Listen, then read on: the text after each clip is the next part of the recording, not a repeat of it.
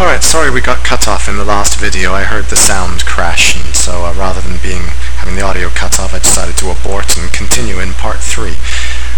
So we've just drawn our line of best fit that goes through the point 0, 69 and the mean point. Jane took the test late and scored 45 at mathematics, so using the graph or otherwise, estimate the score that she expects on the computer game. So let's take her math score of 45 and draw up to the line of best fit, and then we'll count across, and it looks like she's going to be just a little bit below 50. I'm going to estimate that to be at about 49. So I think her score in computers is going to be 49 to the nearest whole number. Another way we could have done this, though, is by, well, it wouldn't be a very good method now that I think about it, but we could have actually used the linear regression, but now I'm thinking about it, we'd have to enter all of the x-coordinates of each point into list 1, and then the corresponding y-coordinates, and that's a real hassle. So maybe we've done as well as we could using the graph to end up with a score of 49. Last question. In the small town of Joinville, 1,000 people voted, an election was held. These are the results. And so looks like we are sort of comparing the choice of the candidate versus the location of the voter. Alright, so where the voter lives. So it's given us the null hypothesis for free. The choice of candidate is independent of where the voter lives. The alternative hypothesis, of course, then would be that the choice of candidate is not independent, or if you prefer, is dependent of where the voter lives. Okay.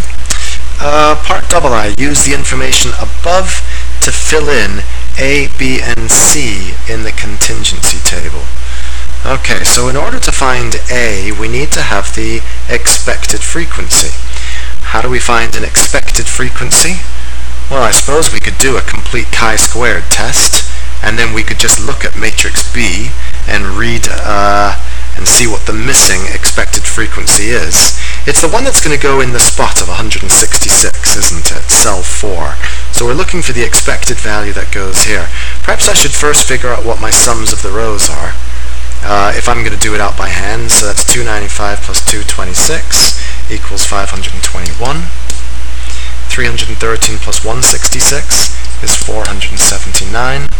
Let's also do the sums of the columns, so that gives me 608. This one gives me 392. And if I check my sums, these add up to a super sum of 1000. Just like if I check these column sums, they add up to a super sum of 1000. Now I'm ready. In order to get the expected value in this cell, I'll take the sum of the row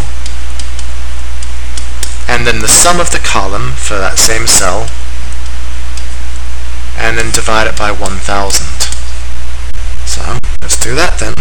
479 times 392 divided by 1000 gives me 187.768. I can see that all of my other expected frequencies were rounded to the nearest whole number, so I'm going to round my value of A to be 188. Now that I know the value of A, I can find the difference between my observed frequency minus the corresponding expected frequency. So B is going to be 166 minus 188, and that gives me negative 22. That's kind of comforting, isn't it? When you've got a small number of just a 2 by 2 situation, we actually expect all of these 4 values to be the same. Just 2 of them are negative and 2 of them are positive.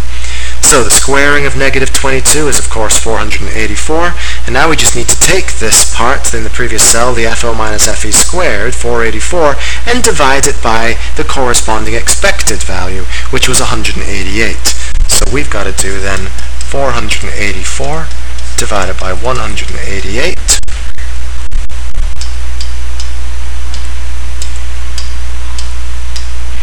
And we got 2.57 when I round to 3 significant figures. Alright, let's calculate the chi-squared statistic. Well, one way I could do that, now that I've got this final column in my chi-squared table, is just add these four values together. 1.53 plus 2.37 plus 1.66 plus 2.57. Let's see. I'd probably feel safer doing that on a calculator, wouldn't I? 1.53 plus 2.37 plus 1.66 plus 2.57 gives me a total chi-squared value of 8.13. I'm now going to do this on the calculator just to prove that I can. So if I go to my matrix, let's put in our observed values of 295 through 166 into a 2 by 2 matrix. So 295, 226. This is just another way of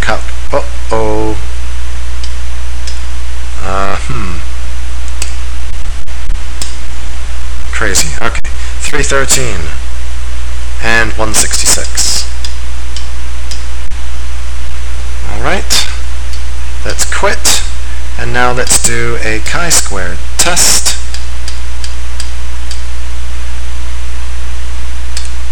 On matrix A, calculate, and hopefully it'll give me a, oh boy, okay, let me just think about this. Why is my chi-squared different, so different?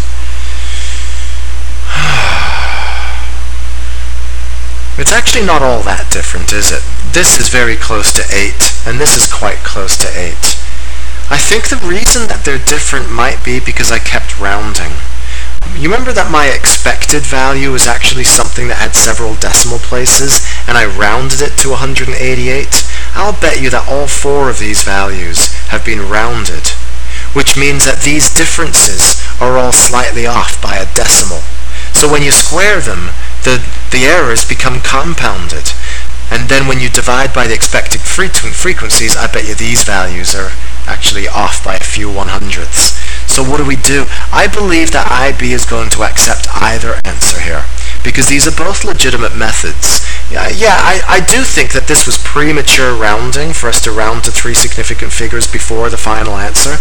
I certainly trust this answer a lot more. So, but I would, if I had to choose, I would write down the one that the calculator gave me. But that being said, IB will accept 8.13 because you did it by summing this last column, and that is a legitimate method. It's just because we had rounded prematurely along the way. But it appears that IB themselves did that by rounding their expected frequencies, so I think they'll take either answer.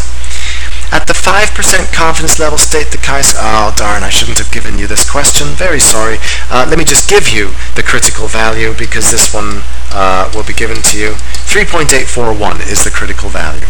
So, hence, state your conclusion. Well, we can conclude two different things. We could compare chi-squared to this k value, the critical value. So let's look at our chi-squared value, which is around 8. I'm going to keep my 7.97. And my k value, my critical value, 3.841. I can see that because my chi-squared is bigger than my critical value, then that means I must reject my null hypothesis. If chi-squared was less than the critical value, only then do I accept the null hypothesis. Another way I could do this is by looking at my value of p and comparing it to my confidence level. So let's compare p and my significance level is 0.05. My value of p is 0.0047. That is much less than 0.05. As a result, we need to reject the null hypothesis. we want P to be greater than 5% if we are going to accept the null hypothesis that they are independent.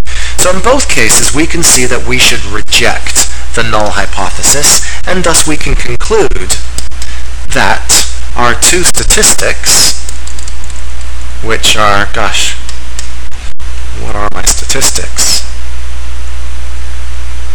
Yes, my choice of candidate and my location of voter are independent characteristics. So therefore, choice of candidate,